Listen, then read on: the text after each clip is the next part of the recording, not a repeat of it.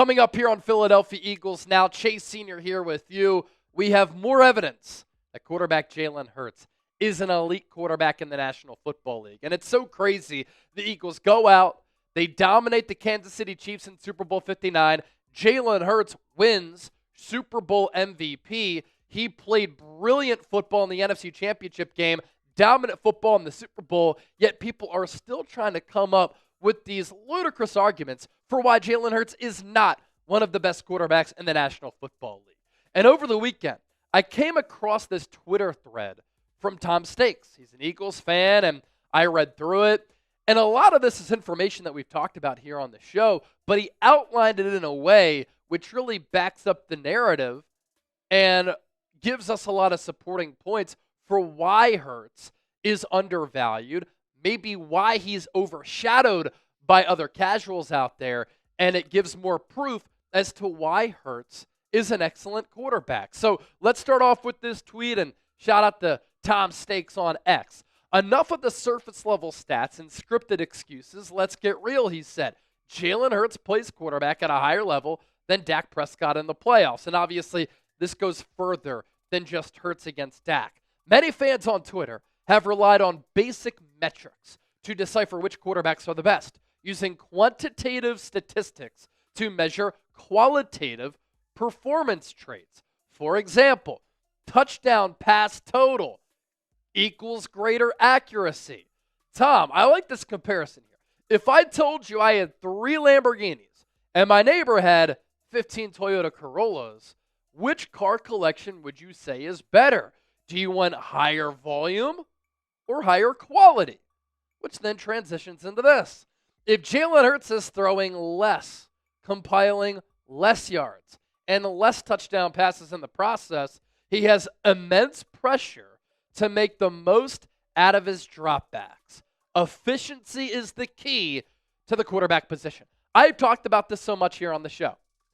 Everybody wants to rip Jalen Hurts' numbers last year, and they like to say that Hurts was carried. The way that the Eagles were constructed shouldn't knock who Hurts is as a quarterback.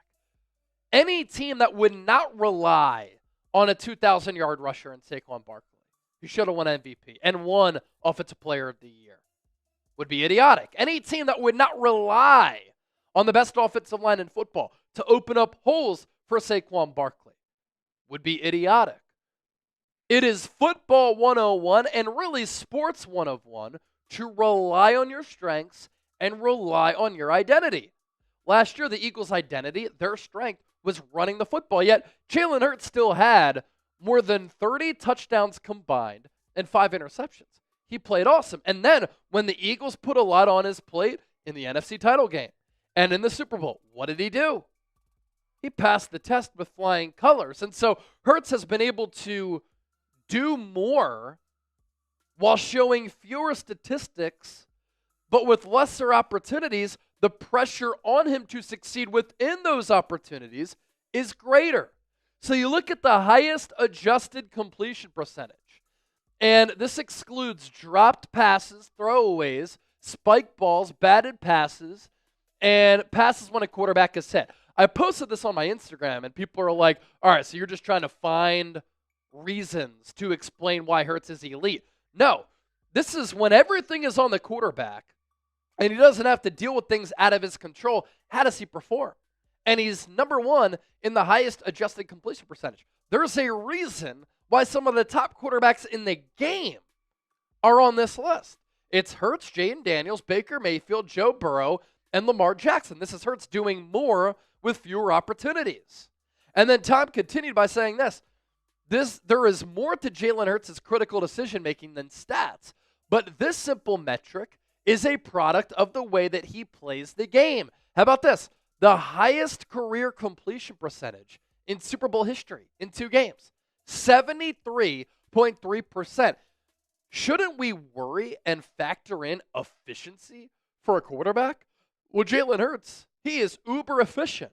Football is absolutely a team game, and the way it weaves together can result in ironic statistical compilations, like give my quarterback more help. With a better defense and run game, your quarterback wouldn't compile the high-volume stats that you're using to claim that that quarterback is better. And what this tweet means is that there are casuals out there who will say, well, Jalen Hurts didn't throw for 30 touchdowns. Look at what Josh Allen, Joe Burrow, and other quarterbacks did. They put up better numbers. But again, it's going back to what I've said for months. Numbers don't always mean everything. It doesn't always paint the whole picture. It shouldn't serve as the firm foundation of your argument and your talking points. There's also this. The top 10 highest paid quarterbacks in the NFL right now have all not won a Super Bowl. Last year, Jalen Hurts, before the Brock Purdy contract, was a top 10 highest paid quarterback. And he did win a Super Bowl. So in this era of stats, Josh Allen, Lamar Jackson, Joe Burrow, Patrick Mahomes, right? Justin Herbert. Everybody falls in love with these quarterbacks who pad their stats. Which quarterbacks are winning titles? Patrick Mahomes, Jalen Hurts. They're winning titles, right? And then there's this, as far as bringing in Dak Prescott to this conversation. Dak in the Cowboys' last 3 playoff losses against the Niners in the wild card round 2021. Pressure rate, 27%. Bad throw percentage, 34%. Sacked 5 times, 1 pick. Against the Niners in the divisional round the following year. Pressure rate, 10%. Bad throw percentage, 16. 1 sack, 2 picks. Against Green Bay in the wild card round. Pressure rate, 16%. Bad throw, 17%. Sacks, 4. INTs, 2. Well, how about how Jalen Hurts has performed, right? Pressure rate, 21% against the Chiefs in 2022. Bad throw percentage, only 9%.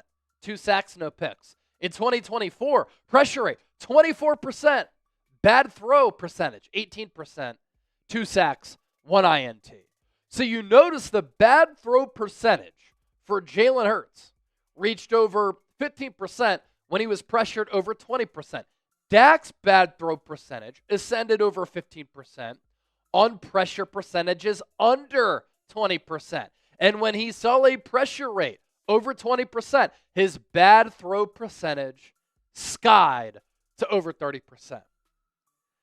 This is like what we talked about with the tush push and with the NFL monitoring the salary cap rules.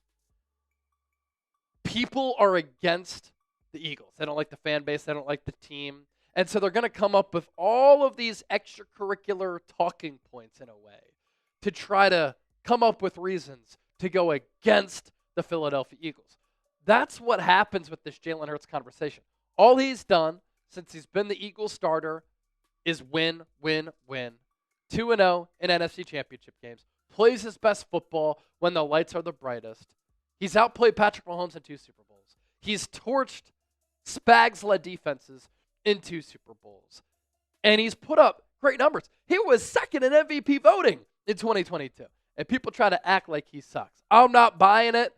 And we're going to continue to come up with data to back up and find reasons why Jalen Hurts is, in fact, one of the top quarterbacks in the game. So I'll leave you with this. Who's better?